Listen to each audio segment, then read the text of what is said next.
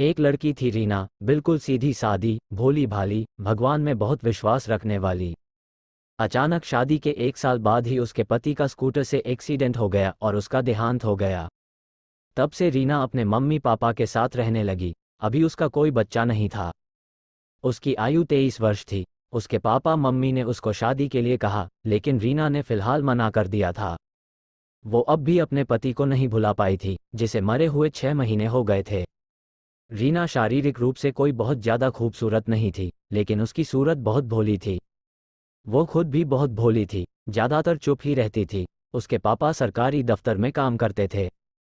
उनका हाल ही में दूसरे शहर में तबादला हुआ था। वे सब नए शहर में आकर रहने लगे। रीना की मम्मी ने भी एक स्कूल में टीचर की नौकरी कर ली। रीना का कोई भाई नहीं था और उसकी बड़ी बहन की शादी 6 साल पहले हो गई थी। उनका घर छोटी सी कॉलोनी में था, जो कि शहर से थोड़ी दूर थी। रोज सुबह रीना के पापा दफ्तर और उसकी मम्मी स्कूल चले जाते थे। पापा शाम 6 बजे और मम्मी 4 बजे वापस आती थी। उनके घर के पास ही एक छोटा सा मंदिर था। मंदिर में एक पंडित था, यही कोई 36 साल का, देखने में गोरा और बॉडी भी सुडौल थी। बाल भी बड़े थे। मंदिर में उसके अलावा और कोई ना था। मंदिर में ही बिल्कुल पीछे उसका कमरा था। मंदिर के मुख्य द्वार के अलावा पंडित के कमरे से भी एक दरवाज़ा कॉलोनी की पिछली गली में जाता था। वो गली हमेशा सुनसान ही रहती थी क्योंकि उस गली में अभी कोई घर नहीं था। नए शहर में आकर रीना की मम्मी ने उसे बताया कि पास में एक मंदिर है, उसे पूजा करनी हो तो वहां चली जाया करे। रीना बहुत धार्मिक थी, पूजा पाठ में बहुत विश्वास करती थी। रोज सुबह 5 बजे उठकर वह मंदिर जाने लगी। पंडित को किसी ने बताया था एक पास में ही कोई नया परिवार आया है और जिनकी 24 साल की विधवा बेटी है। रीना पहले दिन सुबह 5 बजे मंदिर गई। मंदिर में और कोई ना था, सिर्फ पंडित था। रीना ने सफ़ेद साड़ी ब्लाउज पहन रखा था। रीना पूजा करने के बाद पंडित के पास आई। उसने पंडित के पैर छुए। पंडित, जीती रहो पुत्री, तुम यहाँ नहीं आई हो ना? रीना, जी पंडित जी। पंडित, पुत्री, तुम्हारा नाम क्या है? जी। रीना, पंडित, तुम्हारे माथे की लकीरों मुझे बता दिया है कि तुम पर क्या दुख आया है, लेकिन पुत्री, भगवान के आगे किसकी चलती है? रीना, पंडित जी, मेरा ईश्वर में अटूट विश्वास है, लेकिन फिर भी उसने मुझसे मेरा सुहाग छीन लिया। ये कहते हुए रीना की आंखों में आंसू आ गए थे। पंडित, पुत्री, ईश्वर ने जिसकी जितनी लिखी है, वह उतना ही जीता है। इसमें हम तुम कुछ नहीं कर सकते। उसकी मर्जी के आगे हमारी नहीं चल सकती, क्योंकि वो सर्वोच्च है, इसलिए उसके निर्णय को स्वीकार करने में ही समझदारी है। रीना आंसू पोंछकर बोली, मुझे हर पल उनकी याद आती है। ऐसा लगता है जैसे वो यहीं कहीं हैं। पंडित, पुत्री, तुम जैसी धार्मिक और ईश्वर में विश्वास रखने वाली का ख्याल ईश्वर खुद रखता है।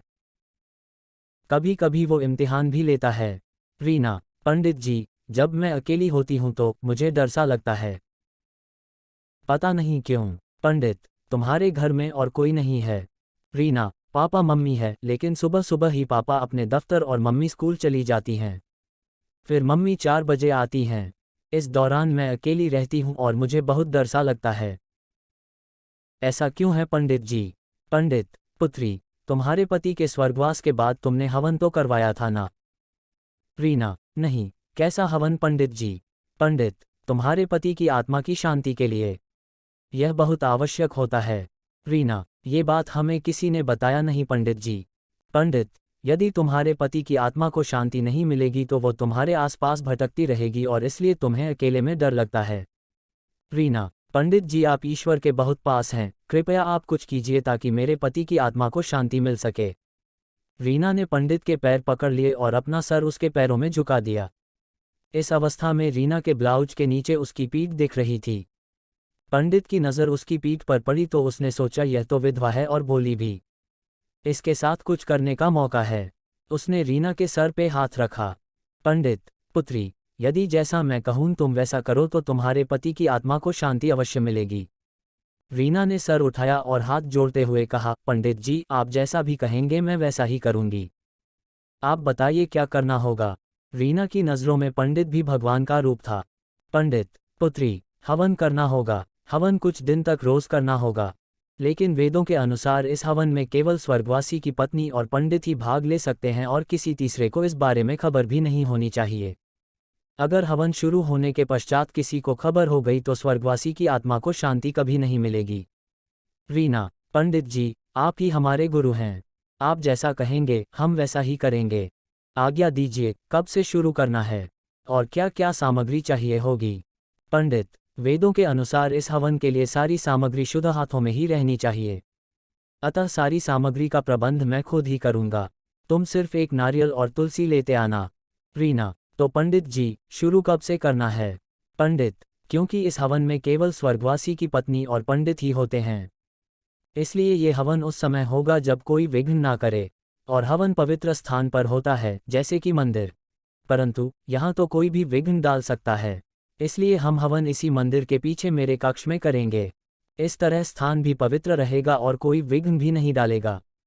रीना, पंडित जी, जैसा आप कहें, किस समय करना है? पंडित, दोपहर 12:30 बजे से लेकर 4 बजे तक मंदिर बंद रहता है, सो इस समय में ही हवन शांतिपूर्वक हो सकता है।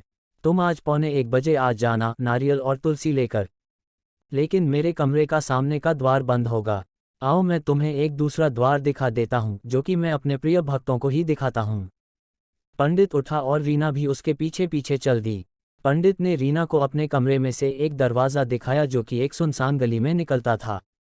उसने गली में ले जाकर रीना को आने का पूरा रास्ता समझा दिया। पंडित, पुत्री, तुम रास्ता तो समझ गई ना? रीना, जी पंडित जी। पंडित, ये याद रखना कि ये हवन की विधि सबसे गुप्त रहना चाहिए, वरना तुम्हारे पति की आत्मा को शांति कभी नहीं मिलेगी। रीना, पंडित जी, आप मेरे गुरु हैं, आप जैसा कहेंगे मैं वैसा ही करूंगी। मैं ठीक 12:45 बजे आ जाऊंगी। इतना कहकर वह वहां से चली गई। ठीक 12:45 बजे रीना पंडित के बताए हुए रास्ते से उसके कमरे के पास आ गई और दरवाजा खटखटाया। पंडित, आओ पुत्री। रीना ने पहले पंडित के पैर छुए। पंडित, किसी को खबर तो नहीं हुई? रीना, नहीं पंडित जी, मेरे पापा मम्मी जा चुके हैं और जो रास्ता आपने बताया था मैं उसी रास्ते से आई हूँ। किसी ने नहीं देखा। पंडित ने दरवाज़ा बंद किया। पंडित, चलो फिर हवन आरंभ करें। पंडित का कमरा ज़्यादा बड़ा ना था, उसमें एक खाट थी, बड़ा सा शीशा था, कमरे में सिर्फ एक 40 वॉट का बल्ब ही जल रहा था। पंडित ने कमरे में ईंटों का हवन कुंड बनाया हुआ था, उसी में हवन के लिए आग जलाई और सामग्री लेकर दोनों आग के पास बैठ गए। पंडित मंत्र बोलने लगा। रीना ने वही सुबह वाला साड़ी ब्लाउज पहना था। पंडित, ये पान का पत्ता दोनों हाथों में ले लो। रीना और पंडित साथ साथ बैठे थे, दोनों चौकड़ी मार के बैठे थे, दोनों की टांगें एक दूसरे को टच कर रही थी।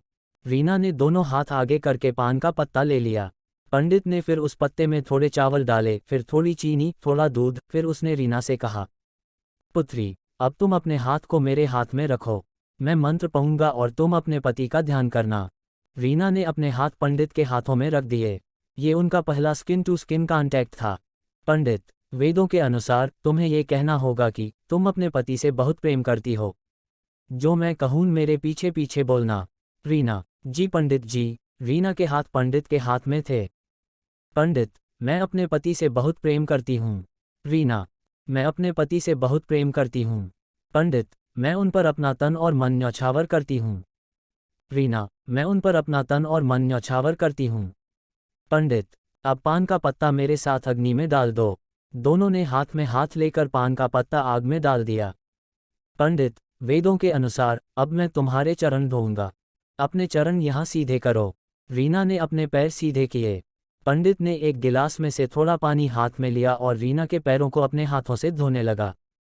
पंडित, तुम अपने पति का ध्यान करो। पंडित मंत्र पढ़ने लगा। रीना आंखें बंद करके पति का ध्यान करने लगी। रीना इस वक्त टांगें ऊपर की तरफ मोड़कर बैठी थी। पंडित ने उसके पैर थोड़े से उठाए और हाथों में लेकर पैर धोने लगा। टांग उठने से रीना की साड़ी के अंदर का नज़ारा दिखने लगा और साड़ी के अंदर के अंधेरे में हल्की हल्की उसकी प्राइवेट पार्ट भी दिख रही थी, लेकिन रीना की आंखें बंद थीं। वो तो अपने पति का ध्यान कर रही थी और पंडित का ध्यान उसकी साड़ी के अंदर के नज़ारे पर था। पंडित के मुंह में पानी आ रहा था, लेकिन वो जबरदस्ती करने से डर रहा था। उसने सोचा लड़की को गर्म किया जाए। पैर धोने के बाद कुछ देर उसने मंत्र पढ़े। पंडित, पुत्री, आज इतना ही काफ़ी है, असली पूजा कल से शुरू होगी। तुम्हें भगवान शिव को प्रसन्न करना है, वो प्रसन्न होंगे तभी तुम्हारे पति की आत्मा को शांति मिलेगी। अब तुम कल आना। रीना, जो आज्ञा पंडित जी। फिर अगले दिन पंडित, आओ पुत्री, तुम्हें किसी ने देखा तो नहीं? अगर कोई देख लेगा तो तुम्हारी पूजा का कोई लाभ नहीं होगा। रीना, नहीं पंडित जी, किसी ने नहीं देखा, आप मुझे आज्ञा दें। पंडित, वेदों के अनुसार तुम्हें भगवान शिव को प्रसन्न करना है। रीना, पंडित जी, वैसे तो सभी भगवान बराबर हैं लेकिन पता नहीं क्यों भगवान शिव के प्रति मेरी श्रद्धा ज्यादा है। पंडित, अच्छी बात है पुत्री, शिव को प्रसन्न करने के लिए तुम्हें पूरी तरह शुद्ध होना होगा। सबसे पहले तुम्हें कच्चे दूध का स्नान करना होगा, शुद्ध वस्त्र पहनने होंगे और थोड़ा श्रृंगार करना होगा। रीना, श्रृंगार पंडित जी? पंडित, हाँ, शिव स्त्री प्रिय हैं, सुंदर स्त्रियां उन्हें भाती हैं। यूं तो हर स्त्री उनके लिए सुंदर है, लेकिन श्रृंगार करने से उसकी सुंदरता बढ़ जाती है। जब भी पार्वती जी को शिव को मनाना होता है तो वे भी श्रृंगार करके उनके सामने आती हैं न? रीना, लेकिन पंडित जी, क्या एक विधवा का श्रृंगार करना सही रहेगा? पंडित, पुत्री, शिव के लिए कोई भी काम किया जा सकता है, विधवा तो तुम इस समाज के लिए हो। रीना, जो आज्ञा पंडित जी। पंडित, अब तुम स्नानगृह में जाकर कच्चे दूध का स्नान करो। मैंने वहां पर कच्चा दूध रख दिया है क्योंकि तुम्हारे लिए कच्चा दूध घर से लाना मुश्किल है। और हाँ, तुम्हारे वस्त्र भी स्नानगृह में ही रखे हैं। और रीना स्नान कारण चली गईं।